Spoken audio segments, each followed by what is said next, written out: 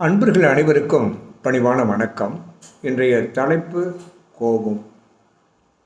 யார் மீது கோபப்படுகிறோமோ அவருக்கு ஒரு செய்தி சொல்வதாக நினைத்து நாம் கோபப்படுகிறோம். ஆனால் உண்மையில் நாம் கோபப்படும்போது அந்த கோபம் நமக்கு 2 செய்திகளை சொல்லுகிறது. ஒன்று, கோபப்படுகின்ற அந்த நேரத்தில் கோபப்படுகிற நாம் நம்முடைய கட்டுப்பாட்டில் இல்லை. 2,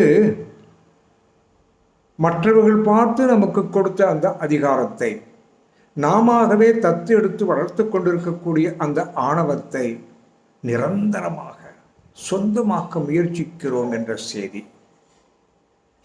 கோபப்படுகிற நாம் இதை புரிந்து கொண்டால் கோபப்படுவோமா? முயற்சிப்போம், பார்ப்போம்.